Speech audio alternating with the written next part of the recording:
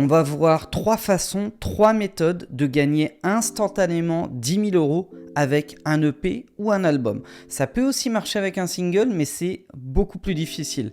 En revanche, avec un EP ou un album, ça peut aller vraiment très très vite. Donc 10 000 € instantanément, méthode numéro 1. Signer en label ou en maison de disque et récupérer une avance de 10 000 € à la signature. Là, tu es littéralement, je sais pas, au mois de mars, au mois de janvier, n'importe quand, tu as ton album entre les mains, tu arrives à déclencher des rendez-vous d'écoute ou avoir un apporteur d'affaires ou peu importe, tu as un label ou une maison de disque qui est intéressé pour signer ton projet, tu vas recevoir un contrat de licence ou un contrat de distrib ou de distrib amélioré et tu vas obtenir une avance de 10 000 € à la signature. Alors pour information, 10 000 €, c'est ni peu ni beaucoup. C'est-à-dire que pour un EP, c'est pas forcément énorme s'il y a des options et des choses comme ça derrière. Pour un album non plus, donc c'est pas forcément difficile à obtenir, même quand tu es un artiste complètement inconnu. D'accord ? Parce que la plupart du temps, sur un deal d'album, pour un artiste qui a un minimum de visibilité, on est plutôt entre 50 000 et 100 000 €. Enfin, c'est pas difficile d'aller sur ces montants-là, sachant qu'il y a régulièrement des abattements, des options derrière. Donc, on fait monter les enchères au niveau de l'avance. Donc, 10 000 €, c'est vraiment assez simple à obtenir. Et ça peut aussi se déclencher avec un single si tu arrives à amener un modèle d'affaires. Autrement dit, si tu as des classements intéressants, si tu as un top Shazam ou des choses comme ça, tu peux arriver à signer, moi ça m'est déjà arrivé, à signer un single pour 10 000 € d'avance. Donc ça, c'est la première méthode. Deuxième méthode pour générer 10 000 € instantanément avec un EP ou un album, eh bien, c'est de prévendre cet album-là à travers une campagne de crowdfunding. Donc tu vas sur Ulule ou n'importe quelle autre plateforme, tu mets en place une campagne de crowdfunding. Je t'ai laissé un lien en description de cette vidéo avec une formation de 8 vidéos gratuitement pour monter une campagne de crowdfunding.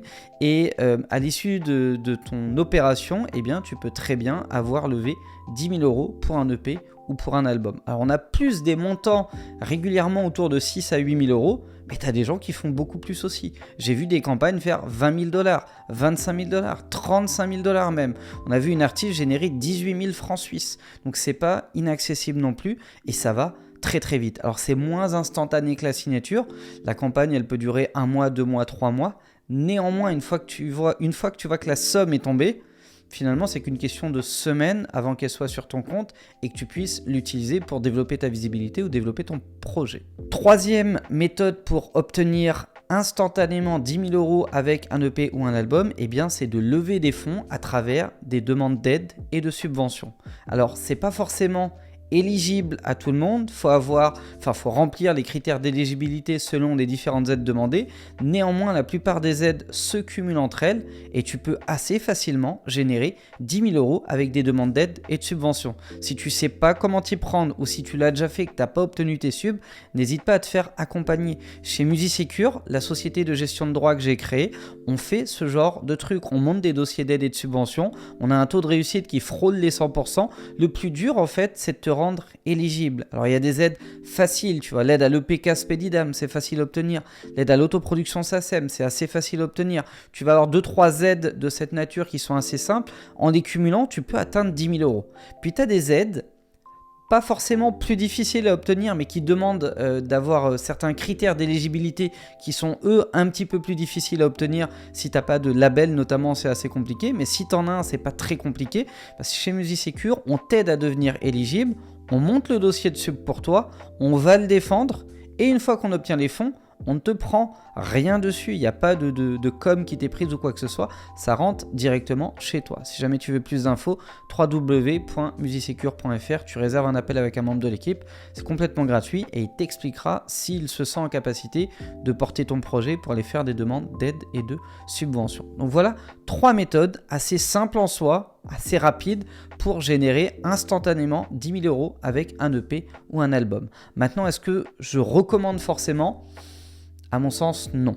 Ça dépend vraiment. Si tu as besoin d'argent rapidement ou si tu veux développer un modèle d'affaires qui utilise ce type d'astuce ou si tu veux générer des fonds pour développer d'autres projets par la suite, c'est pas inintéressant. Mais en général, aller chercher une avance sur une signature, ce n'est qu'une avance, d'accord? C'est pas 10 000 euros qui tombent du ciel. Faire du crowdfunding, ce sont des préventes. Ça veut dire que derrière, il faut que tu investisses une bonne partie de ce que tu auras généré dans ton développement pour délivrer la promesse.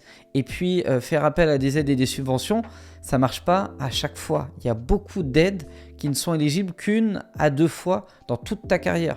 Ça veut dire qu'une fois que tu as grillé cette carte, c'est terminé. Ce qui reste à mon sens le meilleur moyen pour générer des revenus avec sa musique, c'est de développer sa fanbase, développer sa visibilité et construire un modèle d'affaires à partir d'un noyau dur de fans qui va être ton premier public, le premier socle sur lequel tu vas réussir à monétiser ton travail de création et qui va te permettre plus facilement d'aller te développer auprès d'un public plus large, auprès des médias et pourquoi pas auprès d'un public de masse qui va venir en ce qu'on appelle en retardataire derrière, mais qui va te permettre de rentabiliser tout le travail que tu auras mis en place en amont, grâce notamment aux droits que tu génères avec les diffusions, grâce au booking, grâce à la vente dérivée, à la vente de produits dérivés, grâce aux royalties que tu vas pouvoir générer, etc., etc. Bref, tous les modèles d'affaires que tu vas mettre en place autour de ta musique et qui vont devenir rentables si et seulement si tu atteins un seuil critique en termes de visibilité.